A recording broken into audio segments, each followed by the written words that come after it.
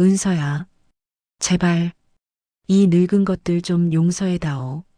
주변 사람들의 시선이 쏟아진다.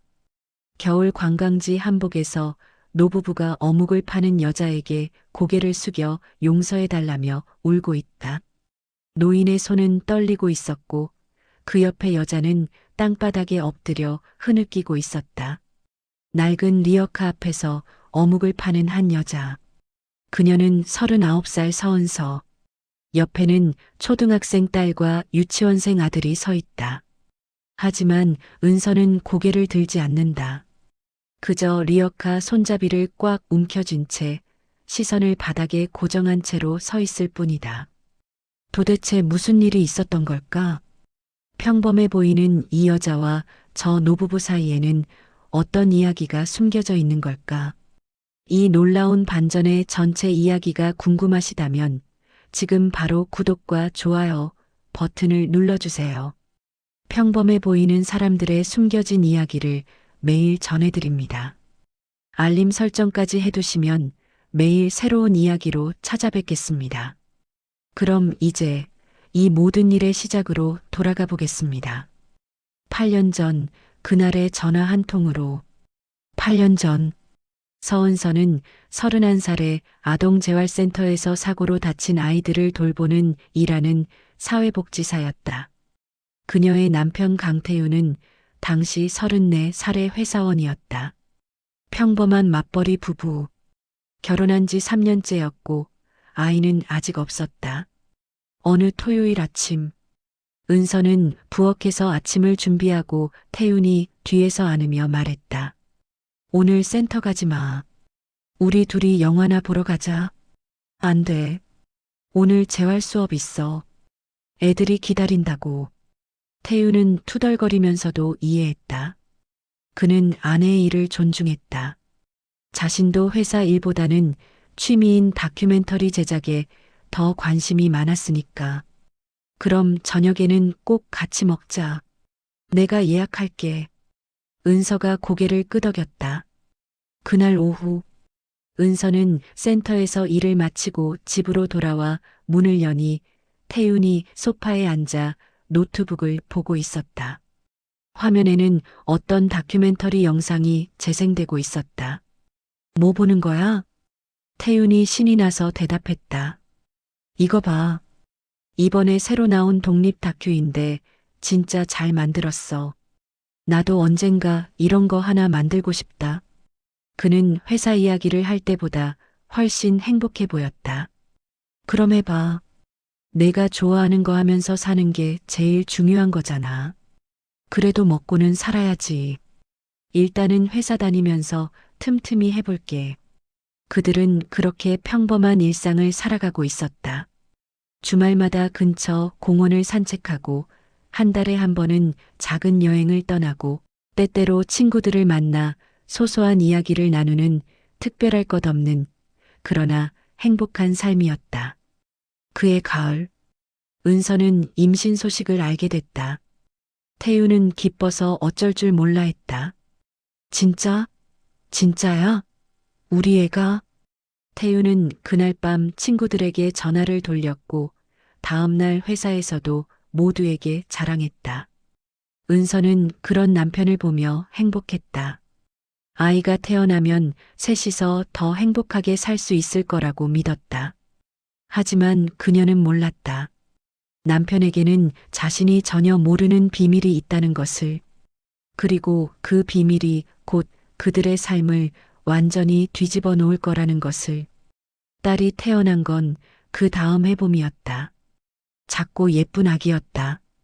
태우는 딸을 안고 하루 종일 웃었다. 은서야, 우리 애 진짜 예쁘지? 세상에서 제일 예쁜 것 같아. 은서도 행복했다. 센터 일을 잠시 쉬고 육아에 전념하기로 했다. 태유는 회사 일을 마치고 매일 저녁 집으로 달려와. 기저귀를 갈고 분유를 타고 아이를 재우는 모든 일을 함께 했다. 당신이 낮에 힘들었을 텐데 저녁에는 내가 할게. 은서는 그런 남편이 고마웠고 주변 사람들도 부러워했다. 하지만 가끔 이상한 일들이 있었다. 태윤의 휴대폰에 낯선 번호로 전화가 올 때가 있는데 태윤은 그럴 때마다 밖으로 나가서 통화를 했다. 돌아와서는 대수롭지 않은 얼굴로 말했다. 회사 일이야. 별거 아니야. 은서는 의심하지는 않았다. 딸이 돌을 맞이할 무렵 은서는 다시 센터로 복귀했다. 시어머니가 아이를 봐주겠다고 했다. 우리가 볼 테니까 넌 일 나가. 내가 좋아하는 일하면서 사는 게 중요하지. 시어머니는 친절했고 은서는 감사했다. 시댁 식구들은 모두 좋은 사람들이었다. 명절 때도 은서에게 힘든 일을 시키지 않았고 오히려 편하게 쉬라고 했다. 우리 며느리 손 귀한데 어떻게 일을 시켜? 시어머니가 웃으며 말했다. 이렇게 평범하지만 따뜻한 가정에서 아이를 키우며 살 수 있다는 게. 그런데 어느 날 센터에서 일을 마치고 집으로 돌아가는 길, 은서는 우연히 태윤의 회사 근처를 지나가게 됐다. 태윤이 동료들과 함께 나오는 모습이 보였고 옆에 서 있는 남자가 눈에 들어왔다. 태윤에게 뭔가 진지하게 이야기를 하는데 태윤의 표정이 어두웠다.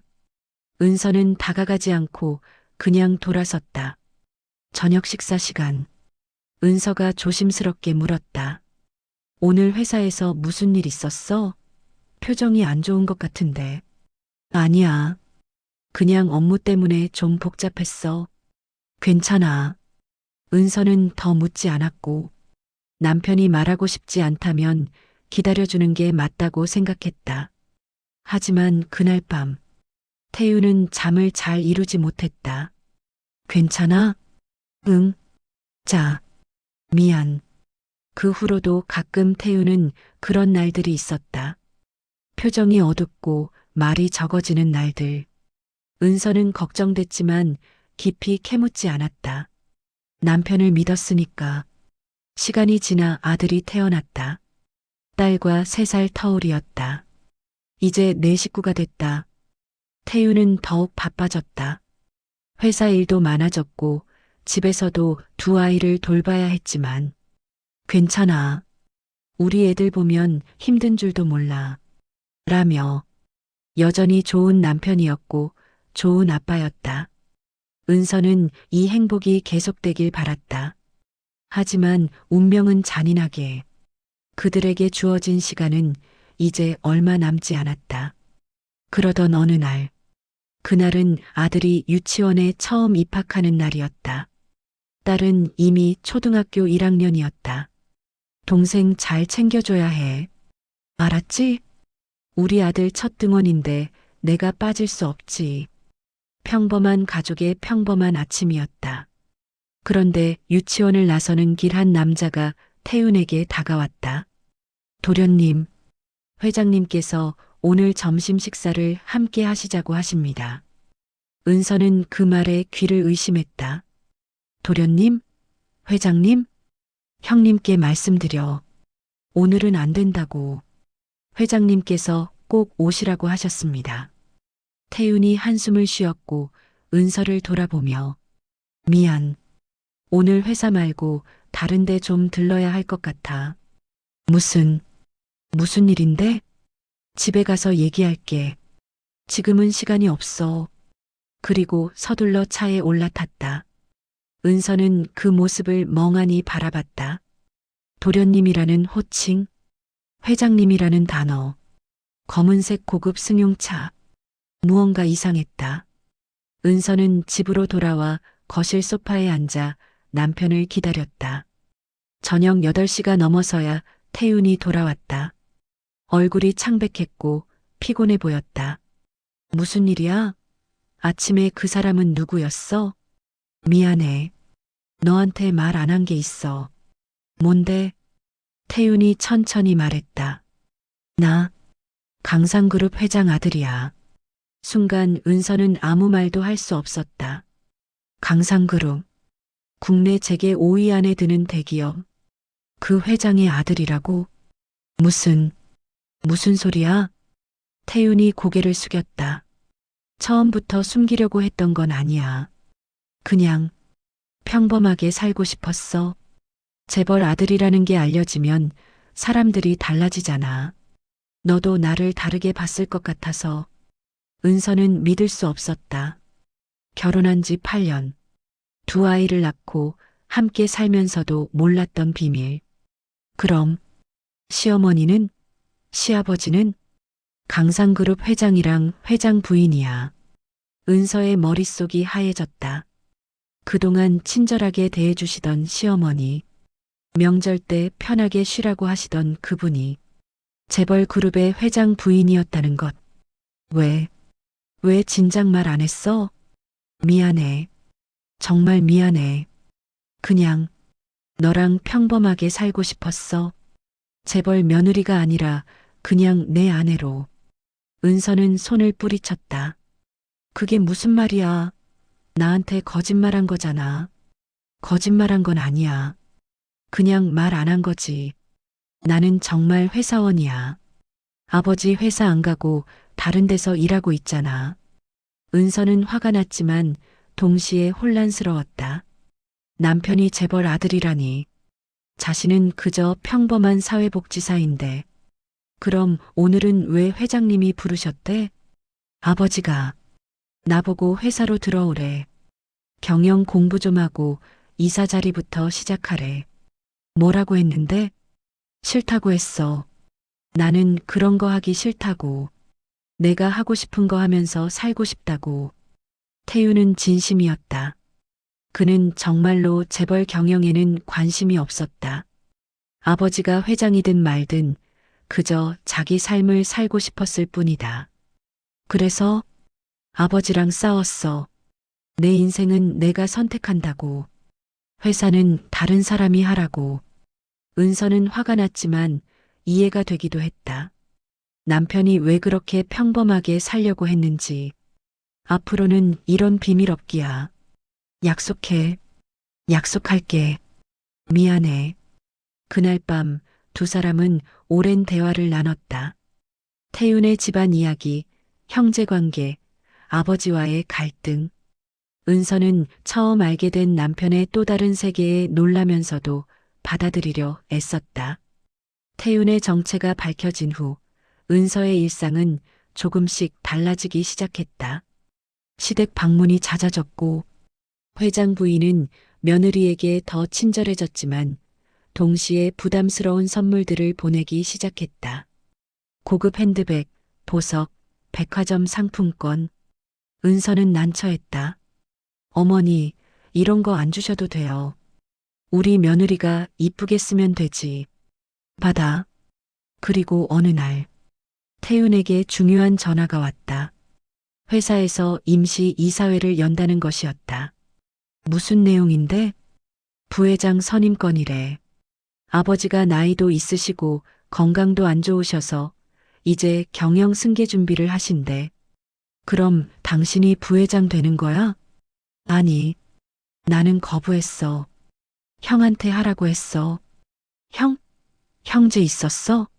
사촌 형이야. 강준혁? 아버지 동생 아들인데 어릴 때부터 같이 자라서 형제처럼 지냈어. 능력도 있고 경영에 관심도 많아. 형이 하는 게 맞아. 은서는 고개를 끄덕였다. 남편이 원하는 삶을 사는 게 맞다고 생각했다. 그런데 며칠 후 준혁이 태윤을 만나러 왔다. 태윤아, 이사회 날 꼭 참석해야 해. 형, 나는 관심 없어. 형이 하면 돼. 준혁이 쓴웃음을 지었다. 그게 그렇게 쉬운 일이 아니야. 회장님 생각은 다르실 수도 있어. 아버지한테 내가 직접 말씀드릴게. 형이 적임자라고. 준혁은 아무 말도 하지 않았다. 그의 머릿속에는 며칠 전 우연히 들었던 대화가 맴돌고 있었다. 회장과 태윤이 나눈 대화. 준혁은 안 돼. 동생 핏줄은 믿을 수 없어. 그 한마디가 준혁의 가슴에 비수처럼 꽂혔다. 아버지가 평생 2인자 대우를 받으며 살았던 이유. 자신도 결국 그 길을 걷게 될 거라는 절망. 준혁은 그날부터 계획을 세우기 시작했다. 태윤이 이사회에 참석하지 못하게 만드는 방법. 그것도 자연스럽게 아무도 의심하지 않을 방법을. 그리고 마침내 그날이 왔다. 이사회 당일 아침, 준혁은 은서에게 전화를 걸었다. 은서야, 미안한데 부탁 하나만 들어줄래? 준혁의 목소리는 다급했다. 외곽에 소아 전문 병원이 있는데 거래처 사모님이 아이 문제로 급하게 오셨대. 내가 사회복지사니까 조언 좀 해줄 수 있을까? 오늘은 센터에 중요한 일정이 있어. 은서는 망설였다. 저 오늘 센터에 1시간만. 정말 급한 상황이야. 아이가 많이 힘들어한대. 은서는 결국 수락했다. 아이 문제라면 외면할 수 없었다. 알겠어요. 주소 보내주세요. 준혁은 전화를 끊자마자 태윤에게 전화를 걸었다.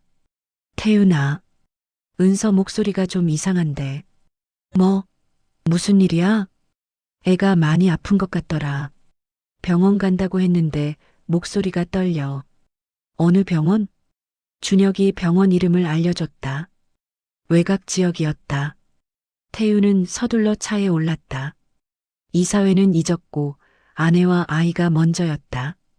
운전 중에 은서에게 전화를 걸었다. 여보, 지금 가는 게 맞아? 은서가 대답했다.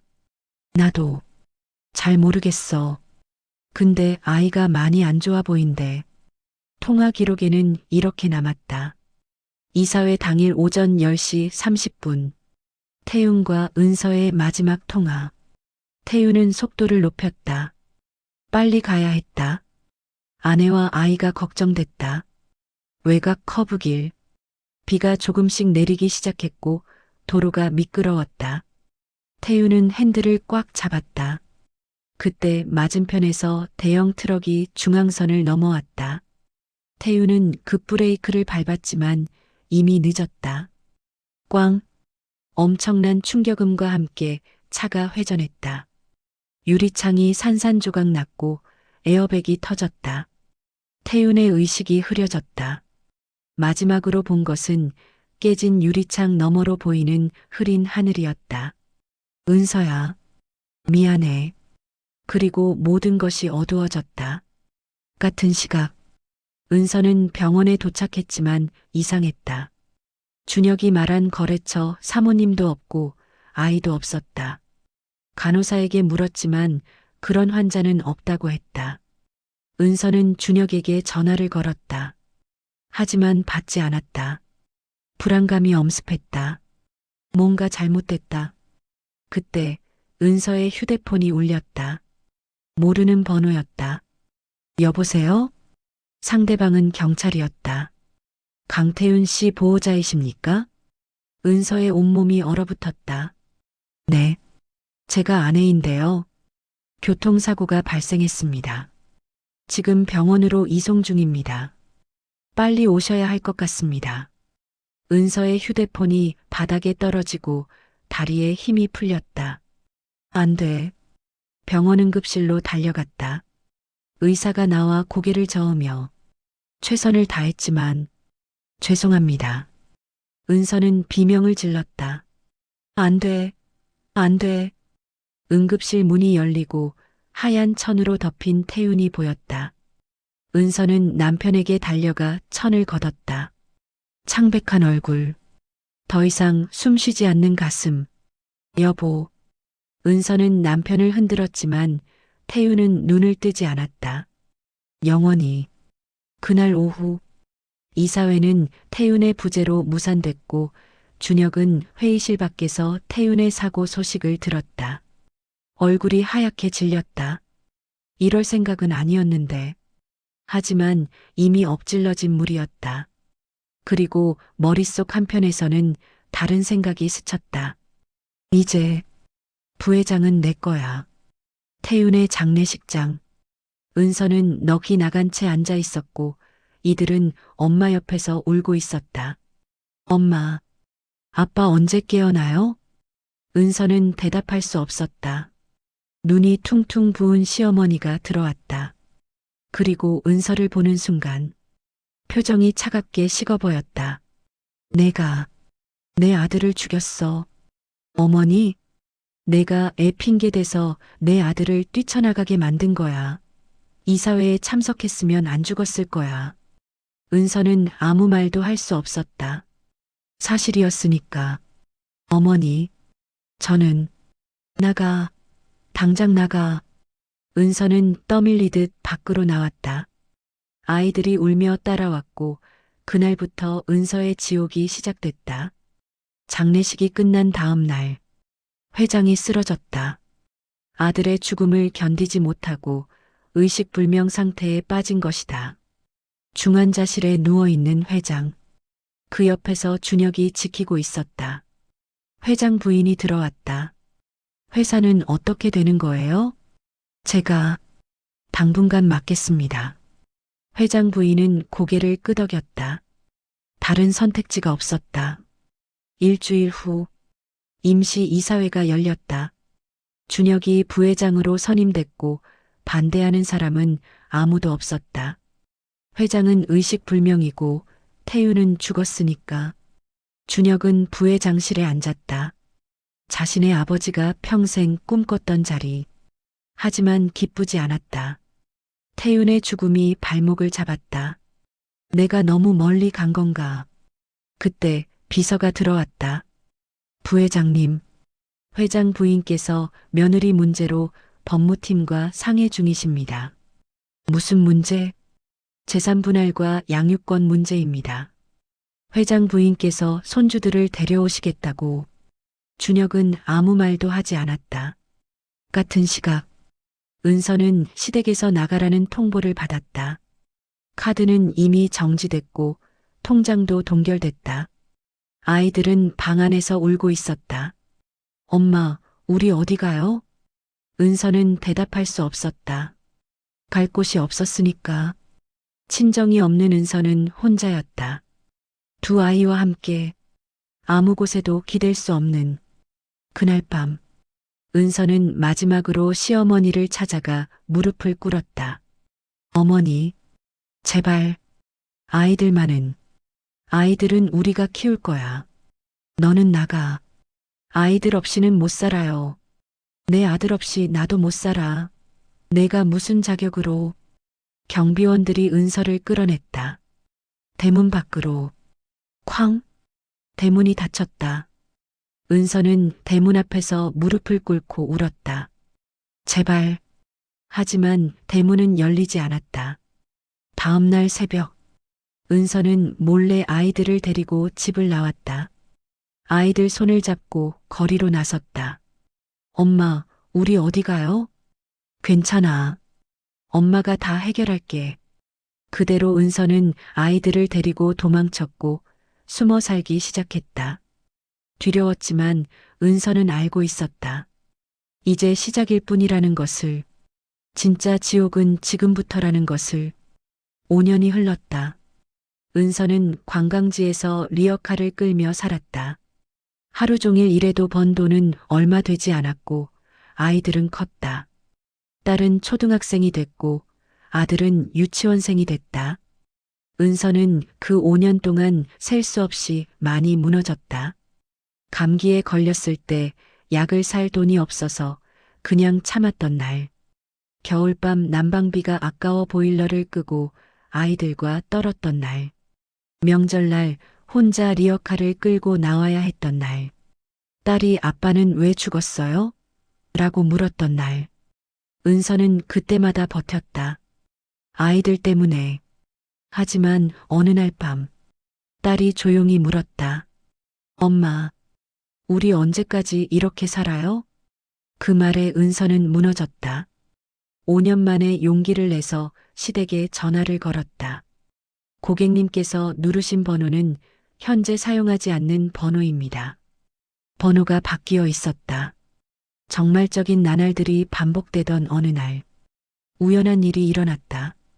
사고 당일 준혁의 차량 블랙박스가 발견된 것이다. 수리공장 창고에 5년간 방치돼 있던 것을 경찰이 복원했다. 그 안에는 모든 진실이 담겨 있었다. 준혁이 은서에게 전화를 거는 장면.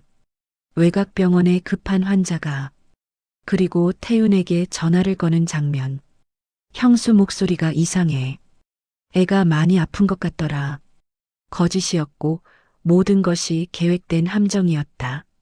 심지어 영상에는 사고 직후 준혁의 차량이 현장 근처를 지나가는 모습까지 찍혀 있었다. 경찰은 즉시 수사를 시작했다. 준혁의 통화 기록, 병원 CCTV, 목격자 진술, 모든 퍼즐이 맞춰졌다. 하지만 준혁은 태윤을 죽일 생각은 없었다. 단지 이사회에 참석하지 못하게 만들려고 했을 뿐이었다. 그러나 결과는 살인이었다. 이 사건은 뉴스에 연일 보도됐다. 강상그룹 부회장, 사촌 동생 살해 혐의로 구속. 회장 부인도 뉴스를 보고 쓰러졌다. 말도 안 돼. 그리고 깨달았다. 자신들이 5년 동안 무고한 며느리를 지옥으로 몰아넣었다는 것을. 은서는 피해자였고 준혁이 가해자였다. 회장 부인은 남편이 누워있는 중환자실로 달려갔다. 의식불명 상태였지만 손을 잡고 울었다. 여보, 우리가 큰 죄를 지었어요. 그날 밤부터 회장 부인은 은서를 찾기 시작했다. 며느리를 찾아야 해. 당장 비서들이 수소문했다. 그리고 마침내 관광지에서 리어카를 끄는 은서를 찾아냈다. 그리고 그날이 왔다. 겨울 관광지 한복판. 회장 부부가 은서의 리어카 앞에 섰다. 5년 만에 의식을 되찾은 회장은 휠체어에 앉아 있었다. 진실을 알고 난 후였다. 회장 부인이 먼저 무릎을 꿇었다.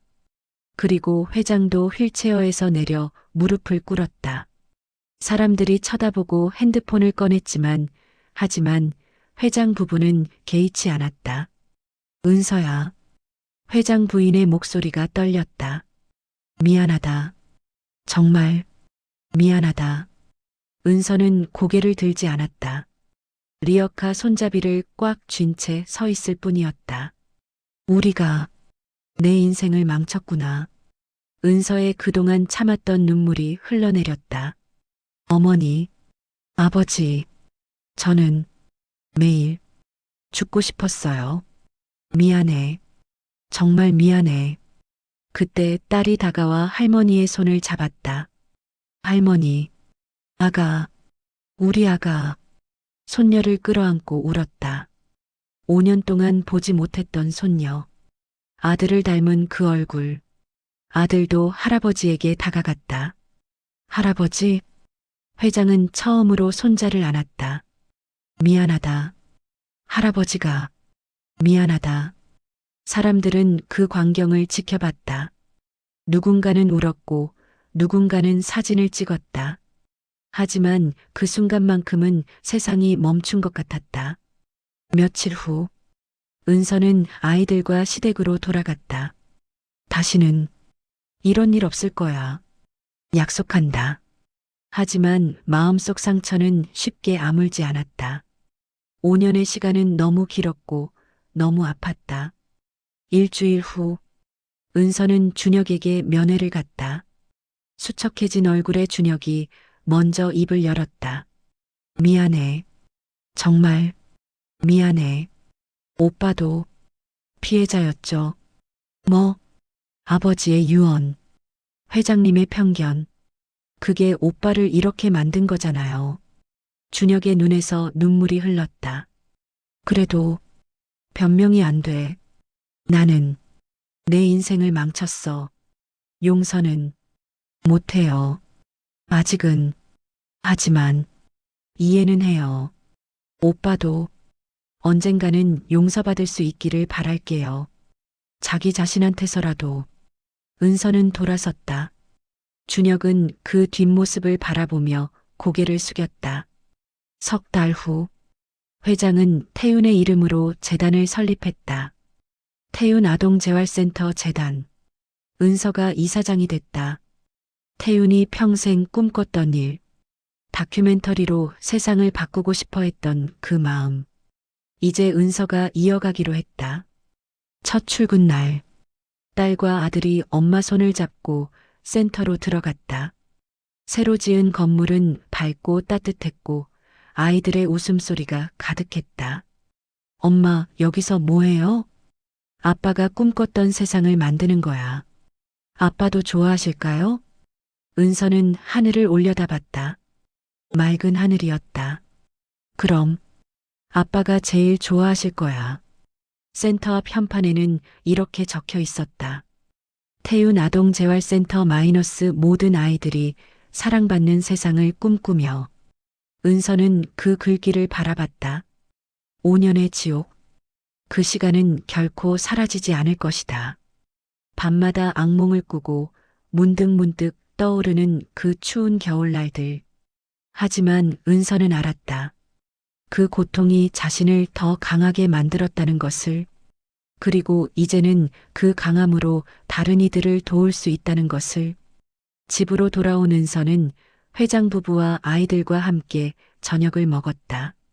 그저 소박한 가정식이었지만 따뜻했다. 회장 부인이 은서에게 물었다. 힘들지 않니? 괜찮아요. 이제는 이 아이들이 우리 태윤을 닮았구나. 네, 많이 닮았어요. 그날 밤, 은서는 태윤의 사진을 꺼냈다. 여보, 우리 해냈어. 당신이 꿈꿨던 세상, 만들기 시작했어. 사진 속 태윤은 웃고 있었다. 은서도 웃었다. 오랜만에 진심으로. 이 이야기는 우리에게 묻습니다. 오해가 얼마나 무서운 무기가 되는지, 그리고 진실이 밝혀졌을 때 그 시간은 되돌릴 수 있는지. 은서는 5년을 잃었고 준혁은 평생을 잃었으며 회장 부부는 아들을 잃었습니다. 모두가 피해자였고 모두가 가해자였네요. 하지만 그 속에서도 용서와 이해를 선택한 은서의 마음. 그것이 이 이야기가 남긴 가장 큰 울림 아닐까요? 은서처럼 억울한 사람이 우리 주변에도 있을지 모르고 준혁처럼 차별받아 상처받은 사람도 있을 것입니다. 이 이야기가 끝난 지금 그 울림을 기억하는 하루 되세요. 지금 어디에서 이 이야기를 듣고 계시나요? 댓글로 남겨주시는 모든 분들께 행운이 늘 가득하길 기도드리겠습니다. 감사합니다.